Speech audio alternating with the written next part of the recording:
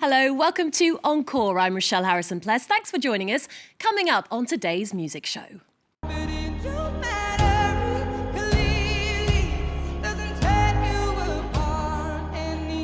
Adele scores her second hat-trick at the Grammy Awards, beating Beyonce to take home Best Album, Best Song and Best Record of the Year.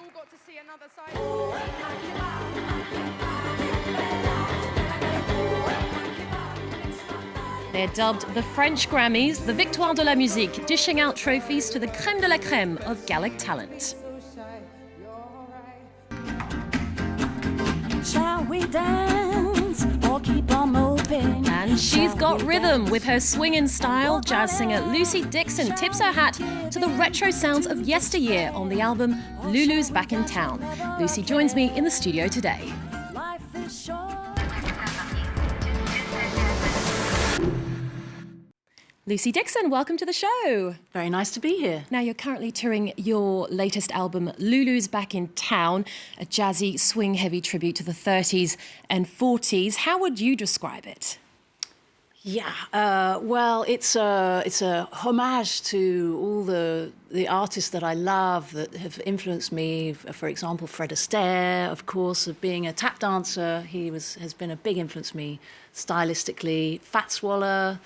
A nod to the wonderful era of the 30s and 40s jazz music. Well, let's take a quick look at you recording the album. With no one to pet me, that old rocking chair ain't never gonna get me, 'cause when I get low, whoa, I get high.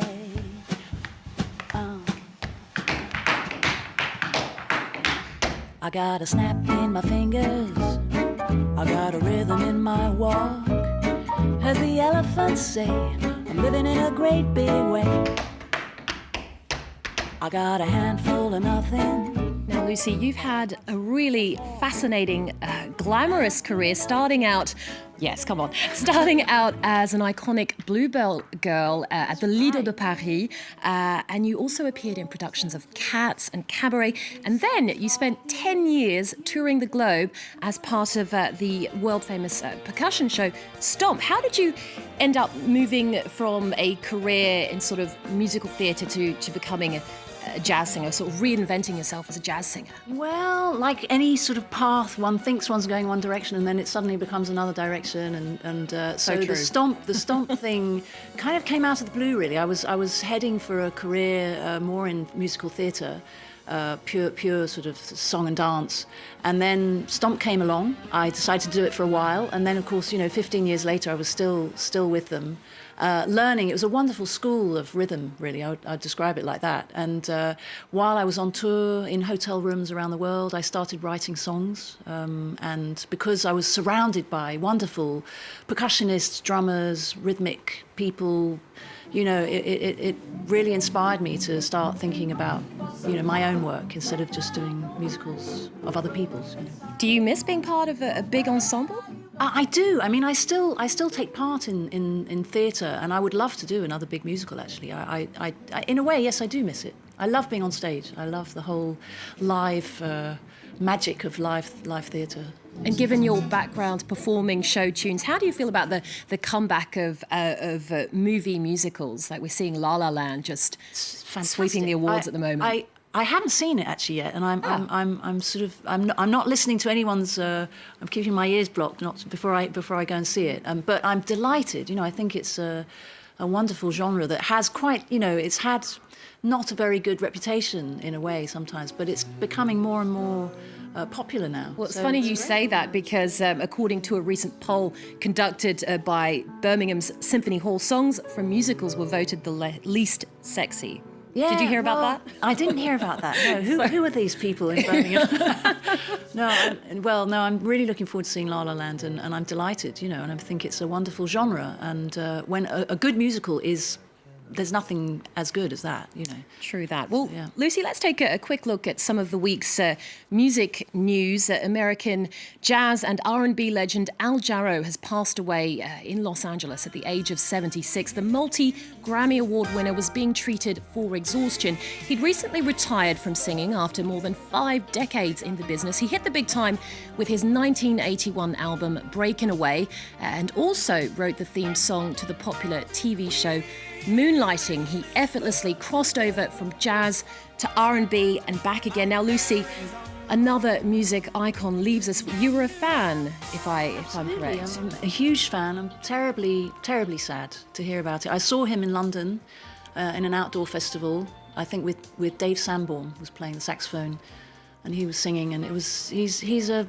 master of the jazz improvisation. And also apparently an amazing person, who was a psychotherapist and just wanted to help people and bring joy to people. A great loss. Indeed. Well, Al Jarreau was remembered at the 59th Annual Grammy Awards in Los Angeles, but there were also tributes to other musical stars we've lost over the past year. Bruno Mars paid homage to Prince, while Adele's tribute to George Michael got a standing ovation despite getting off to a shaky start. But the Queen of Pop Ballads was the big winner of the night, taking home 5 gongs, including the coveted hat-trick of Best Album, Song and Record of the Year. Sharon Gaffney has more.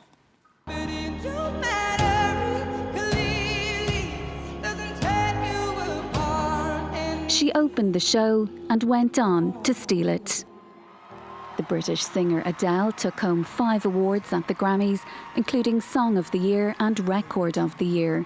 But she appeared to turn down the gong for Best Album, saying her idol and rival, Beyonce, deserved it more. I can't possibly accept this award, and I'm very humbled and I'm very grateful and gracious, but my artist of my life is Beyonce, and this album for me, the Lemonade album, was just so monumental, Beyonce. It was so monumental. But Beyonce didn't leave empty-handed, taking the top prize in 3 categories, including Best Music Video for her political anthem, Formation. The pregnant R&B star also gave a show-stopping performance dedicated to motherhood. Bruno Mars was among the artists who paid tribute to musical icons lost in 2016 with an up-tempo rendition of a Prince classic.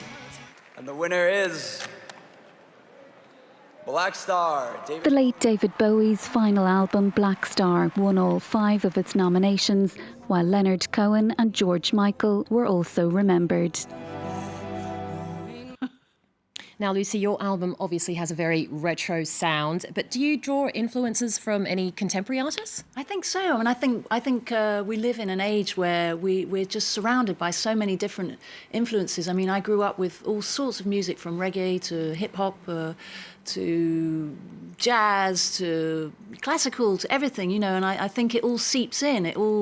It's like a kind of a collage of work. So I obviously the basis of this album is it's a very structured songs from the 30s and 40s, which I love, when they really knew how to write a good song. And, but I try to weave into that, bits of, in the tap dancing, bit of hip hop movement. Wow. Because I think back then, we think about that era, thinking it was all quite tame, but actually, I mean, they were completely wild people, I mean, they were indeed. It was it was just as wild as it is today, I'm sure, so Okay. more so. Well, the French version of the Grammys, the Victoires de la Musique, were also held over the weekend. Best Original Song of the Year went to Vianney for Je m'en vais. Veteran singer-songwriter Renaud won the prize for Best Male Artist, recently returning to the limelight after a 7-year hiatus. Meanwhile, up-and-coming chanteuse Jain doubled up with 2 trophies for Best Female Artist and Best Clip for her infectious tune, Makeba. Let's take a quick look.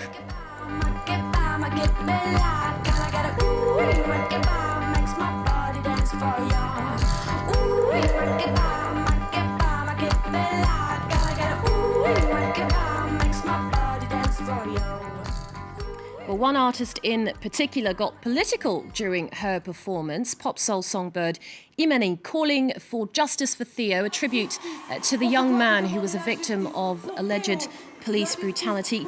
Lucy, what are your thoughts on mixing art and politics? Have you ever been tempted to send a sort of political message through your music? I wouldn't say personally I've done that, but I'm fully for anybody who is speaking out for people who are suffering and around in the world. I mean, you know, there's a lot of that going on, and I'm not a political person, but I think I obviously politics is everywhere really, so especially can't today, avoid it, yeah. as we know. Well, a Let's reminder to those at home that Lucy Dixon has got several gigs lined up at the Sunset Jazz Club in Paris, so make sure you check her out. Her album Lulu's Back in Town is out now. Lucy, thank you so much for being here with us today. You're going to sing us out with some a cappella stylings. When I get low, I get high. That's right. Now, for more arts and culture news, head to our website or connect with us on social media. Stay with us here on France 24. Lots more after this. Lucy, take it away. Okay, I'm presenting my instrument of choice, a plastic bag. Here we go. Da da da da da da da da da da da da. My fur coat's sold, oh Lord, ain't it cold, but I ain't gonna holler, 'cause I still got $1, and when I get low, whoa, I get high. My man walked out, well, you know that ain't right, but you better watch out if I meet him tonight. I said when I get low, whoa, I get high. All the hard luck in this town has found me. Nobody knows what troubles are all around me. Well, I'm all alone with no one to pet me. That old rocking chair ain't never gonna get me, 'cause when I get low, whoa, I get high. I said when I get low, whoa, I get high.